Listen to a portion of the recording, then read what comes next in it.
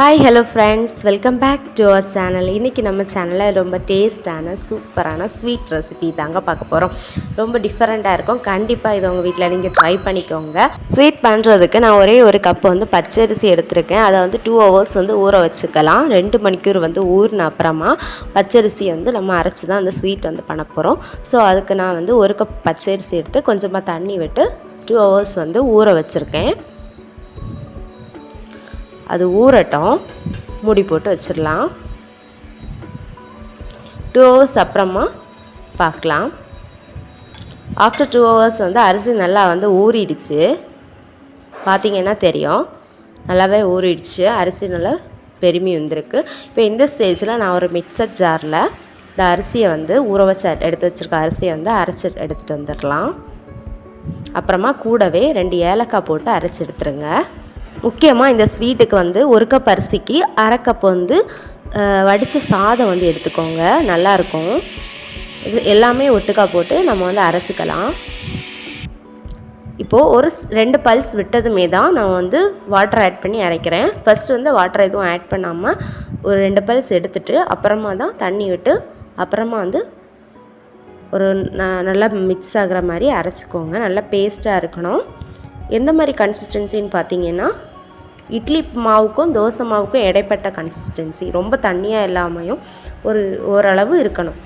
இப்போ ஏன்னா நம்ம இதுக்கு இன்னும் வந்து சர்க்கரை பாவு வந்து நம்ம ஆட் பண்ணுறோம். ஸோ வந்து வாட்டர் வந்து ஆட் பண்ணிக்கலாம். ஸோ இந்த மாதிரி திக்கான கன்சிஸ்டன்சியில் நீங்கள் எடுத்துக்கோங்க. ரொம்ப திக்காக இல்லாமல் லைட்டாக வந்து திக்காக வந்து எடுத்துக்கோங்க. இதுதான் கரெக்டாக இருக்கும். அப்புறமா இந்த ஸ்டேஜில் நான் வந்து இதை வந்து மூடி போட்டு எடுத்து வச்சுக்கிறேன். ஒரு 2 minutes வெயிட் பண்ணலாம். அந்த நேரத்தில் நம்ம என்ன பண்ணிடலான்னா, சர்க்கரை பாவு 1 கப்பு அரிசிக்கு 1 கப்பு சர்க்கரை வந்து எடுத்துக்கோங்க, கரெக்டாக இருக்கும். இதை வந்து பாவு காய்ச்சிடலாம். 1/2 கப்பு போல் தண்ணி விட்டு பாவு காய்ச்சிக்கோங்க. நிறைய வந்து தண்ணி ஆட் பண்ணணும்னு இல்லை. 1 கப் சர்க்கரைக்கு ஒரு 1/2 கப் கிட்ட தண்ணி வந்து ஆட் பண்ணிக்கோங்க. நான் இப்போ சர்க்கரைக்கு ஏற்ற மாதிரி அளவில் வாட்டர் ஆட் பண்ணி இந்த மாதிரி பாவு காய்ச்சி எடுத்துக்கிறேன். நல்லா தண்ணியாக இருந்துச்சுன்னா அது ரொம்ப வேகிறதுக்கு டைம் ஆகும், ப்ளஃபினஸ் வராது. அப்புறம் அதோட ஸ்ப்ளிட்னஸ் அந்த அப்பத்துக்கு கரெக்டான கன்சிஸ்டன்சி வராது. ஸோ வந்து வாட்டர் வந்து 1 கப் அரிசிக்கு 1 கப் சர்க்கரையை வந்து பாவு காய்ச்சி எடுத்துக்கோங்க. இப்போ இந்த ஸ்டேஜில் நம்ம வந்து மாவு வந்து ஒரு 2 minutes வந்து அப்படியே வெயிட் பண்ணி வச்சுட்டு அப்புறமா வந்து பேக்கிங் சோடா வந்து ஆட் பண்ண போகிறோம். இங்கே தேவைப்பட்டுன்னா ஆட் பண்ணிக்கோங்க, இல்லைன்னா இதை ஸ்கிப் பண்ணிக்கலாம். நான் ஒரு பிஞ்சளவு பேக்கிங் சோடா வந்து ஆட் பண்ணிக்கிறேன், சோடா உப்பு. இதை ஆட் பண்ணி ஒரு மிக்ஸ் கொடுத்து வச்சுக்கோங்க.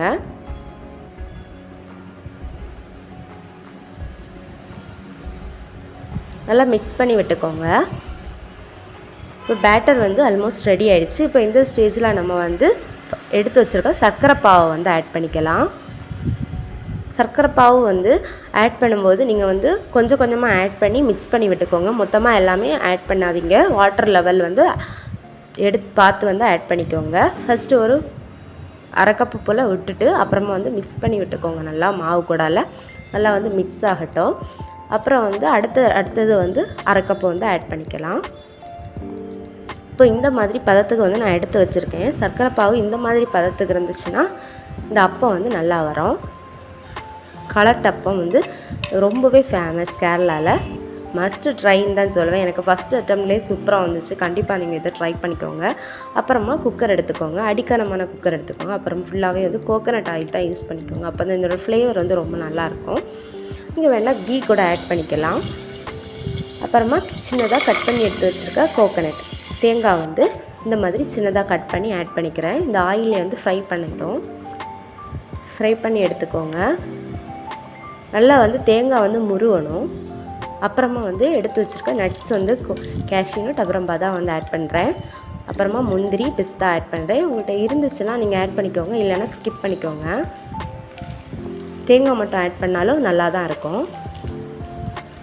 நான் என்கிட்ட இருந்துச்சு, அதனால் நட்ஸ் வந்து ஆட் பண்ணிக்கிறேன். இப்போ இப்போ எல்லாம் நல்லா பொரியட்டும். நம்மளோட ஆட் பண்ண கிரேப்ஸ் வந்து நல்லா வந்து ஃப்ளஃபி ஆனதுமே நம்ம வந்து எடுத்து வச்சுருக்க மிக்ஸை வந்து ஆட் பண்ணிக்கலாம்.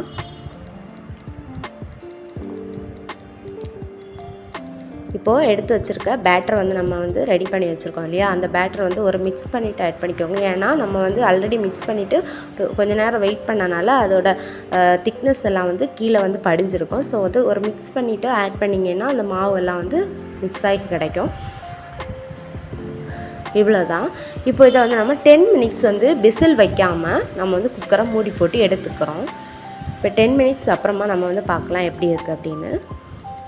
அடுப்பை வந்து ஆஃப் பண்ணாமல் 10 மினிட்ஸ் அப்புறம் ஓப்பன் பண்ணி பார்த்துக்கோங்க. ஒரு நைஃப் இல்லைன்னா ஒரு குச்சி வச்சு ஓப்பன் பண்ணிங்கன்னா அதுக்குள்ளாடி விட்டு பார்த்தீங்கன்னா அது வந்து வெந்திருக்கா இல்லையான்னு தெரியும். நான் செக் பண்ணிட்டேன்.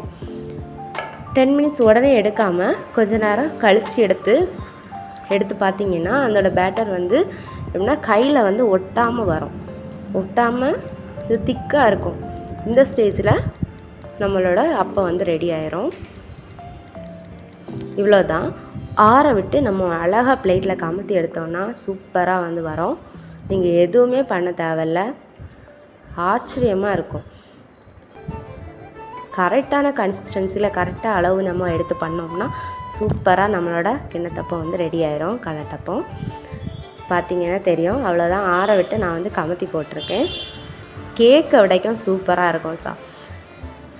கண்டிப்பாக அதை இங்கே ட்ரை பண்ணிக்கோங்க. குட்டீஸுக்கு கேக்கெல்லாம் பேக்கரியிலேருந்து வாங்காமல் வீட்டிலே கேக் பண்ணாமல் இந்த மாதிரி அப்பம் பண்ணி கொடுங்க. ஸ்நாக்ஸ் பாக்ஸ் கூட இது வந்து சூப்பராக வந்து ஸ்கூலுக்கு அனுப்பி வைக்கலாம், கொடுத்து அனுப்பலாம். சூப்பராக இருக்கும். ரொம்ப டேஸ்ட்டாக இருக்கும். ஹெல்த்தியும் கூட. கண்டிப்பாக இதை உங்கள் வீட்டில் ட்ரை பண்ணி பார்த்து எப்படி இருந்துச்சு அப்படிங்கிறத மறக்காமல் கமெண்ட் பண்ணிக்கோங்க. நம்மளோட சேனலை இப்போ தான் நீங்கள் ஃபஸ்ட் டைம் பார்க்குறீங்கன்னா சப்ஸ்கிரைப் பண்ணி வச்சுக்கோங்க. அப்போ தான் நான் போடுற புது வீடியோஸ் உங்களுக்கு நோட்டிஃபிகேஷனில் வரும். இந்த வீடியோ உங்களுக்கு எல்லாருக்கும் பிடிச்சிருந்துச்சுன்னா லைக் ஷேர் பண்ணிக்கோங்க. இன்னொரு சூப்பரான ரெசிபியோட நான் உங்களை மீட் பண்ணுறேன். தேங்க்ஸ் ஃபார் வாட்சிங்.